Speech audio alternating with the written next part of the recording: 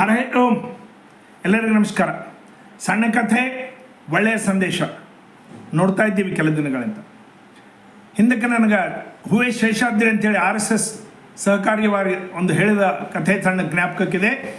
Soviet ರಷ್ಯಾದಲ್ಲಿ ಮನೋವಿಜ್ಞಾನಿಗಳು ಮಾಡಿದಂಥ ಒಂದು ಸಂಶೋಧನೆ, ಒಂದು ಎಕ್ಸ್ಪೆರಿಮೆಂಟ್ ಏನಪ್ಪ ಅದಂದ್ರೆ, ಮನಸ್ಸು ಶರೀರದ ಮೇಲೆ ಎಷ್ಟು ಕೆಲಸ ಮಾಡ್ತದೆ.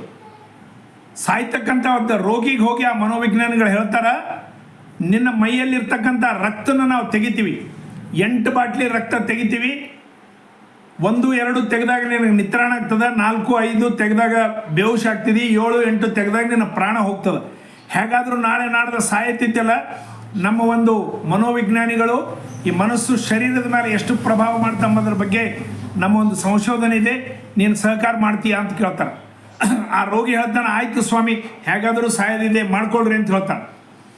ಆ ಡಾಕ್ಟರ್ಸ್ ಬರ್ತಾರ, ಕಣ್ಣಿಗೆ ಪಟ್ಟಿ ಕಟ್ತಾರ, ಆ ರೋಗಿಗೆ ಕೈಗೆ ನಿಡಲ್ ಏರಿಸ್ತಾರ, ರಕ್ತ ತೆಗಿಲಿಕ್ಕೆ ಪ್ರಾರಂಭ ಮಾಡ್ತಾರ.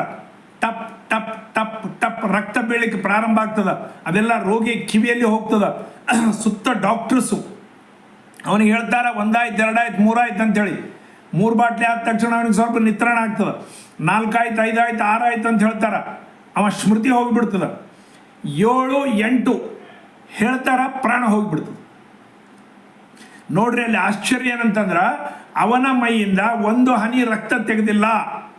ಅವನಿಗೆ ನಿಡಲೇರಿಸಿದ್ದಾರ, ಡಾಕ್ಟರ್ಸ್ ಬಂದಿದ್ದಾರ, ಕಣ್ಣಿಗೆ ಪಟ್ಟಿ ಕಟ್ಟಿದ್ದಾರ, ರಕ್ತ ಬೀಳ್ತಕ್ಕಂಥ ಒಂದು ನೀರಿನ ಬಾಟ್ಲಿಯಲ್ಲಿ ನೀರು ಬೀಳ್ತಕ್ಕಂಥ ಶಬ್ದ ಮಾಡಿದ್ದಾರೆ, ಟಪ್ ಟಪ್ ಟಪ್ ಅಂತೇಳಿ.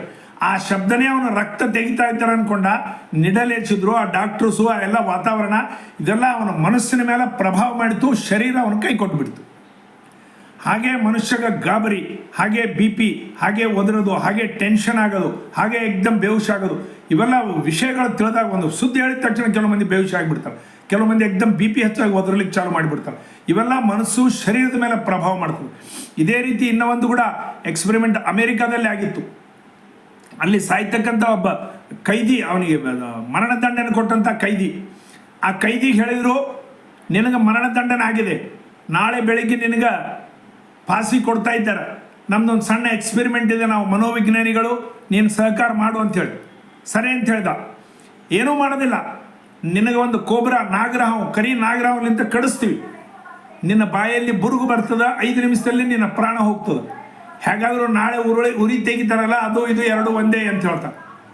ನಮಗೊಂದು ಎಕ್ಸ್ಪೆರಿಮೆಂಟ್ ಆಗ್ತಂದ್ರೆ ಸರಿ ಮಾಡ್ಕೊಡ್ರಿ ಅಂತ ಹೇಳ್ತಾನೆ ನಾವು.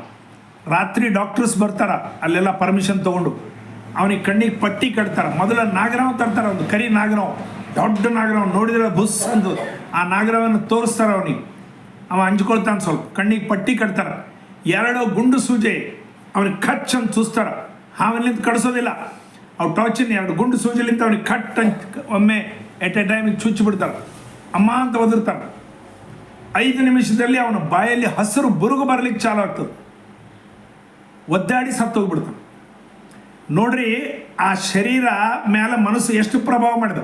ಬಾಯಲಿಂದ ಬುರುಗು ಸಹಿತ ಹಸಿರು ಬಂತು, ವಿಷದ ಹಸಿರು, ಅದು ಕೂಡ ಪ್ರೊಡಕ್ಟೆಡ್ ಆಗ್ತಂತ ಬ್ರೈನ್ನಲ್ಲಿ. ಅನೇಕ ವಿಷಯಗಳು ಕೆಲವು ಕಡೆ ಹೇಳ್ತಾರೆ, ಎಂಡೋಫ್ರಿನ್ ಅಂತಕ್ಕಂಥ ಒಂದು ಜ್ಯೂಸ್ ಪ್ರೊಡಕ್ಟ್ ಆಗ್ತದೆ ಬ್ರೈನ್ನಲ್ಲಿ.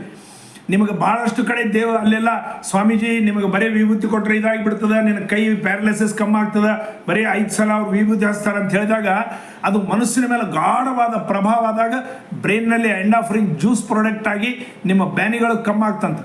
ಆ ರೀತಿ ಅವನು ಸತ್ಯ ಹೋಗ್ಬಿಟ್ಟ. ಈ ರೀತಿ ಮನುಷ್ಯನ ಶರೀರದ ಮೇಲೆ ಮನಸ್ಸು ಪ್ರಭಾವ ಮಾಡ್ತದೆ. ಕಾರಣ ಮನಸ್ಸಿನ ನಿಗ್ರಹದಲ್ಲಿ ಇಡಲಿಕ್ಕೆ ಅದು ವಾಯು ನಿಗ್ರಹದಂತೆ. ಅದಕ್ಕೆ ಗೀತೆ ಒಳಗೆ ಅರ್ಜುನ ಅದೇ ಕೇಳ್ತಾನೆ, ಮನಸ್ಸು ನಿಗ್ರಹ ಮಾಡೋದು ಹೇಗ? ಈ ಮನಸ್ಸು ಬಹಳ ಚಂಚಲ, ಯಾರಿಗೂ ಸಾಧ್ಯ ಇಲ್ಲ. ವಾಯು ನಿಗ್ರಹದಾಗಿ ಹೇಗೆ ಮಾಡೋದು ಅಂತ ಹೇಳಿದಾಗ ವೈರಾಗ್ಯ ಮತ್ತು ಸತತ ಸಾಧನೆಯಿಂದ ಮಾತ್ರ ಸಾಧ್ಯ ಅಂಥೇಳಿ ಕೃಷ್ಣ ಪರಮಾತ್ಮ ಹೇಳ್ತಾನೆ. ನಾವು ಸಹಿತ ಅಷ್ಟು ಮಾಡ್ಲಿಕ್ಕೆ ಆಗ್ಲಿಕ್ಕೆ ಸಹಿತ ಸ್ವಲ್ಪ ಪ್ರಶಾಂತ ಇರಲಿಕ್ಕೆ, ಸ್ವಲ್ಪ ಗಾಬರಿ ಆಗ್ಲಾರ್ದಂಗೆ ಇರಲಿಕ್ಕೆ, ಸ್ವಲ್ಪ ಪ್ರತಿಯೊಂದು ವಿಷಯಕ್ಕೆ ಎಮೋಷನ್ ಆಗ್ಲಾರ್ದಂಗೆ ಇರಲಿಕ್ಕೆ ಸಣ್ಣ ಸಣ್ಣ ವಿಷಯಗಳನ್ನು ಸಾಧನೆ ಮಾಡ್ಕೊಳ್ಳೋಣ. ನಮ್ಮ ಮಕ್ಕಳಿಗೆ ಆ ರೀತಿ ಇದು ಮಾಡೋಣ. ಉದ್ರೇಗ, ಕೋಪಕ್ಕೆ ಬರೋದು ಬೇಡ. ಒಂದು ಸಲ ಸಿಟ್ಟು, ಟೆನ್ಷನ್ ಬಂದ್ರೆ ಬಾಡಿ ಒಳಗಿನ ಅನೇಕ ನರಗಳಲ್ಲಿ ಆ ಒಂದು ಒತ್ತಡ ಬಂದುಬಿಡ್ತಂತ. ನೀವು ನಗುತ್ತಾ ಇದ್ರೆ ನಿಮಗೆ ಆನಂದವಾಗಿರ್ತಂತ. ಇನ್ನೊಂದು ಮನೋವಿಜ್ಞಾನಿಗಳ ಒಂದು ಸ್ಟಡಿ, ನಿಮಗೆ ಬೇಕಿದ್ದವರು, ನಿಮಗೆ ಒಳ್ಳೆಯ ವಿಚಾರಗಳನ್ನು ಹೇಳೋರು, ನೀವು ಹೋದರೆ ಸಂತೋಷ ಪಡ್ತಕ್ಕಂಥವ್ರು, ಅವ್ರ ಹತ್ರ ಪ್ರತಿ ದಿವಸ 30 ನಿಮಿಷ ಕೂತ್ರ ನಿಮ್ಮ ಹೆಮೋಗ್ಲೋಬಿನ್ ಜಾಸ್ತಿ ಆಗ್ತದೆ. ಅಲ್ಲೇನೂ ಮಾಡೋದು ಬೇಕಾಗಿಲ್ಲ. ನೀವು ಅಲ್ಲಿ ಹೋದ ತಕ್ಷಣ ಅವ್ರಿಗೆ ಬಹಳ ಆನಂದ ಆಗಬೇಕು. ಅರೇ ಬಾ ಅಪ್ಪ ಕೂಡು ಅಂತ ಹೇಳ್ಬೇಕು. ಒಂದು ಅರ್ಧ ಕಪ್ ಚಹಾ ಕೊಡೋದು, ನಿಮ್ಮ ಜೊತೆಗೆ ಒಂದು ಅರ್ಧ ಗಂಟೆ ಮಾತಾಡೋದು, ಮನಸ್ಸು ಬಿಚ್ಚಿ ಮಾತಾಡೋದು, ನಿನ್ನ ಬಗ್ಗೆ ಒಳ್ಳೆ ಮಾತಾಡೋದು. ಈ ರೀತಿ ಜನರು ನಿಮಗೆ ಪ್ರೇಮದ ಜನರ ಹತ್ರ ಹೋಗಿ ದಿನ ಒಂದು ಅರ್ಧ ಗಂಟೆ ಕೂತ್ರ ನಿಮ್ಮಲ್ಲಿ ಹೆಮೋಗ್ಲೋಬಿನ್ ಪರ್ಸೆಂಟೇಜ್ ಜಾಸ್ತಿ ಆಗ್ತದೆ. ಅದಕ್ಕೋಸ್ಕರ ನಾವು ಆ ರೀತಿ ಒಂದು ಧೈರ್ಯದಲ್ಲಿ ನಮ್ಮ ಜೀವನವನ್ನು ಸಾಗಿಸಬೇಕು. ನಾವು ಬಹಳ ವಿಷಯಗಳಿಗೆ ಧೈರ್ಯವಾಗಿರಬೇಕು, ಸತತ ಒಂದು ಪ್ರಯತ್ನದಲ್ಲಿರಬೇಕು, ಪ್ರಶಾಂತವಾಗಿರಬೇಕು, ಈ ಶಾಂತತೆ ಕಾಪಾಡಿಕೊಳ್ಬೇಕು. ಭೀಷ್ಮಾಚಾರ್ಯ ಹೇಳ್ತಾರೆ, ಶಾಂತಿ ಎಷ್ಟಕ್ಕೋ ತೊಗೊಂಡ್ರು ಕೂಡ ಕಮ್ಮಿ ಅಂತೇಳಿ. ಯಾರಿಗಾದ್ರೂ ಕ್ಷಮ ಕೇಳೋದಿತ್ತಂದ್ರೆ ನಾವು ಕ್ಷಮ ಕೇಳಿಬಿಡ್ಬೇಕು, ನಾವೇ ಸರೆಂಡರ್ ಆಗಿಬಿಡೋದು. ಜಾಸ್ತಿ ಅದನ್ನು ಟೆನ್ಷನ್ ತಲೆಗೆ ಇಟ್ಕೋಬಾರ್ದು. ಅದು ಬೆಂಕಿ ತಂದು ನಮ್ಮ ಮನಸ್ಸಿನಾಗ ಇಟ್ಕೊಂಡಾಗ ನಮಗೆ ಮನಸ್ಸು ಉರಿತಿರ್ತದೆ. ಅವ್ರ ಬಗ್ಗೆ ಕ್ಷಮ ಮಾಡಿಬಿಟ್ಟು ಸಾರಿ ಅಪ್ಪ ನೀನೇ ದೊಡ್ಡತ ಅಂತ ಹೇಳಿಬಿಟ್ರೆ ನಮಗೆ ಆನಂದ ಇರ್ತದೆ, ನಮಗೆ ನಿದ್ದೆ ಬರ್ತದೆ. शाखों से जो टूट जाए वो पत्ते नहीं हम, शाखों से जो टूट जाए वो पत्ते नहीं हम, आंधी से कोई कह दो अपने औकात में रहे. ಅಂದರೆ ಈ ಗಿಡಗಳನ್ನು ಬೀಳತಕ್ಕಂಥ ತೊಪ್ಪಲಲ್ಲಪ್ಪ ತುಫಾನ್ ಆಂದಿ ಹೇಳು ಅವಕಾತ್ನಾಗಿರು ಅಂತೇಳಿ. ಹಂಗೆ ಅಷ್ಟು ಧೈರ್ಯವಾಗಿ, ಅಷ್ಟು ಶಾಂತವಾಗಿ, ಅಷ್ಟು ಒಂದು ಸುದೃಢವಾದಂಥ ಮನಸ್ಸನ್ನು ಇಟ್ಕೊಳ್ಬೇಕು. ಭಾರತ್ ಮಾತಾ ಕಿ ಜೈ. ಎಲ್ಲರಿಗೆ ತಲೆಬಾಗಿ ನಮಸ್ಕರಿಸುತ್ತಿದ್ದೀನಿ. ನನ್ನ ಹೆಸರು ಅಮರ್ ದೀಕ್ಷಿತ್ ಕೃಷ್ಣ. ನನ್ನ ಸೆಲ್ ನಂಬರ್ 9448757587. ಭಾರತ್ ಮಾತಾ ಕಿ ಜೈ.